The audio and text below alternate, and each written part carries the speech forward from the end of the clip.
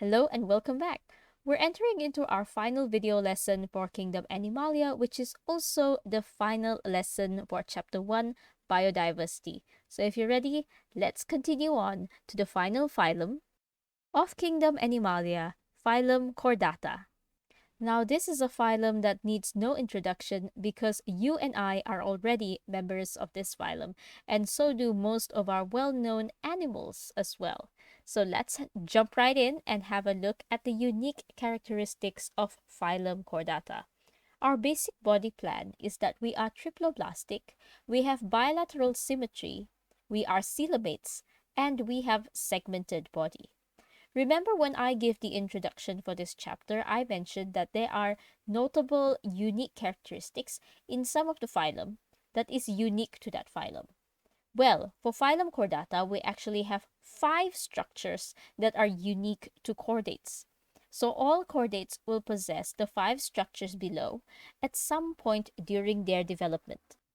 These 5 structures are the notochord, pharyngeal slits, the dorsal nerve cord, the postanal tail, and the myotomes.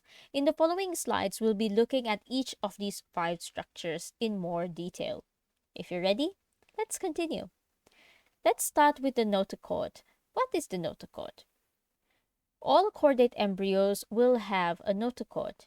It is a longitudinal, flexible rod that is located between the gut and the nerve cord and extends almost the length of the animal.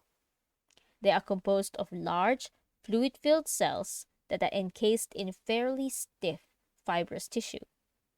They give rise to the vertebral column that will provide skeletal support. And this skeletal support provides a firm but flexible structure which muscles can work with during swimming. So dalam arti kata lain, notochord adalah benda yang warna pink di sini. So you see in this diagram over here, the green part is showing the digestive tract. The yellow part is showing the nerve cord ataupun sistem saraf kita. Masa kita embryo ni, ini adalah diagram masa kita embryo. Dan yang bahagian pink itu adalah notochord. Ini belum lagi jadi kita punya tulang belakang. Tapi dia macam structure basic sebelum kita ada tulang belakang. So it is flexible yet stiff. So you can imagine something like plastic that you can bend a little bit, but it's still good enough to ensure that you have good support for your back. In humans, this will eventually give rise to the vertebral column and give us the skeletal support. In humans, the notochord is reduced, so we don't have the straight notochord anymore, but it actually becomes smaller and forms part of the gelatinous disc sandwiched between the vertebrate. So kalau kita tengok di dalam tulang belakang kita, di antara setiap segmen tulang belakang kita itu akan ada ini gelatinous disc. Okay, membrane-membrane yang macam ini. Itu adalah bekas daripada notochord kita. Semasa kita masih embrio, memang notochord kita lurus macam dalam diagram sebelum ini.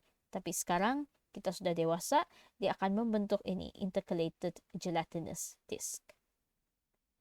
Let's look at the second structure that is unique to chordata, which is the pharyngeal slits. Pharyngeal, referring to the location, so dia akan berdekatan dengan pharynx. Slits, maksudnya dia adalah macam lubang yang lurus. Okay, so all chordates will have the presence of pharyngeal slits or clefts. Saya cakap tadi dia terletak di sebelah pharynx. So the pharynx is located posterior to the mouth. So ini mulut, belakang sikit daripada mulut adalah kamu punya pharynx. And these pharyngeal slits will open to the outside through pairs of slits. And it allows water to enter the mouth and also come in and out through the slits. Water that enters the mouth exits through the slits without passing through the entire digestive tract. So, kamu boleh bayangkan pharyngeal slit ini lebih kurang fungsi dia macam ikan punya insang. So in invertebrate chordates, the pharyngeal slits function as suspension feeding. So if you have a chordate that is invertebrate, for example, sea tunicates, they're going to use their pharyngeal slits to filter food from their environment, for example, in marine environments. In aquatic vertebrates, the pharyngeal slits can be modified to form organs for gas exchange. So this is what I'm talking about when it comes to fish. Kalau kebanyakan ikan-ikan yang kita tahu yang ada insang, insang dia adalah actually pharyngeal slits yang sudah kena modify untuk menghaskan fungsi dia untuk tapis oksigen. And in tetrapods, referring to organisms like us, the pharyngeal clefts develop into parts of the ear and other structures in our head and neck. So, kalau macam tetrapod dalam kita punya pharyngeal slit tidak nampak sudah, sebab dia sudah menjadi sebahagian daripada kita punya telinga dan structure-structure lain di kepala dan juga leher kita. So this is showing the pharyngeal slits that you can see in fish embryo, in reptile embryos, bird embryos, and human embryos. Down here, we have a side-by-side comparison of the pharyngeal slits in chick embryos and the human embryos. So, tengoklah, Chordata asalkan dalam phylum yang sama. Semasa kita pada peringkat embryo, kita akan mempunyai layout ataupun body plan yang mirip. Okay, so you can see from the fish to the reptile to the bird to the human, we have some kind of basic structure that we follow. And among those basic structures is the presence of notochords and the gill slits. Now we're going to go into the third structure in our list of chordate structures. This structure is called the dorsal hollow nerve cord. Dorsal means di bahagian belakang. Hollow, dia adalah berongga. Nerve cord ini adalah utas saraf. So, dia adalah utas saraf dorsal berongga. It is unique to Chordata, not found in other phylum, and it develops from a plate of ectoderm that rolls into dorsal to the notochord. So, masa pembentukan embryo tu akan ada satu part di mana ectoderm kita akan terlipat. Bahagian yang terlipat itu akan membentuk dorsal hollow nerve cord. This dorsal hollow nerve cord will later develop into the central nervous system, which is our brain and also our spinal cord. So, all these yellow parts is going to become our brain and our saraf tunjang. The fourth structure that we talk about in chordates is the presence of a post-anal tail. Ekor di selepas lubang dubur. Okay, so that's what it means. A tail after your anus. Most chordates will have a tail extending beyond the anus, and these can reduce during embryonic development. It possesses a vertebral column that is composed of bone or cartilage. Maksud point yang terakhir ini, ekor yang kita cakap ini, yang post-anal tail ini, akan ada tulang. Tulang yang ada vertebral column. So just like our backbones, basically. The purpose of a post-anal tail is to provide propulsive forces in many aquatic species. Meaning, if you are a chordate that is swimming in the water, the tail will help you swim faster and stronger. The fifth unique structure for chordates is the presence of myotomes or muscle blocks. Myotomes is one of a series of segmented muscle blocks. They surround the notochord and the nerve cord. So, kalau kamu tengok pada structure dia dalam diagram ini, itu muscle akan mengikut segment. Okay, dia blok ikut segment. Dan dia menyelubungi notochord dan nerve cord. You can find these myotomes in fishes and landslets. When we talk about landslets, we're talking about the most basic chordate that we know about. So it looks like a fish, but it's weirder than the normal fish. So ini adalah satu organism yang kita boleh jumpa dalam laut. Biasanya kita akan gunakan landslet ini sebagai organism paling basic bila kita mau belajar pasal chordata. A lancelet is an invertebrate chordate. It has a large notochord, which is very easily seen here. Its pharynx has gill slits. Its dorsal hollow notochord is slightly enlarged in the anterior region, forming a rudimentary brain. So kalau kamu tengok structure pada lancelet ini, dia macam ada otak. Sebab dia punya dorsal nerve cord besar sedikit di bahagian kepala. And this small invertebrate displays all main chordate characteristics, which is why we like looking at it. Water enters through the mouth of the lancelet and passes through the pharyngeal slits into the atrium. The serially arranged segmental muscles produce the lancelet's wave-like swimming movements. There is an extra video that I linked in the slides here and also in the description of this YouTube video, which should take you to an extra video that shows the movements of the lancelet. So nanti kamu tengok video itu, baru kamu lebih faham apa actually organism lancelet ini. Dan kamu boleh nampak melalui video dan melalui gambar macam mana 5 characteristics untuk chordata ni boleh dijumpai dalam lancelet. Okay, let's talk about the other unique characteristics of chordates is that all chordates will have a closed circulatory system, and their circulatory systems will compose of heart, blood vessels, and blood. So our blood is not going to mix with the environment directly. Dia tertutup. So this is example of circulatory system in fish. In the middle here we have circulatory system in amphibians, and on the right we have circulatory systems in mammals. Just as extra info, dulu punya syllabus kamu perlu hafal, tapi syllabus sekarang tidak perlu hafal sudah. Dalam chordata, biasanya kita tengok sama ada dia ada tulang belakang ataupun tidak.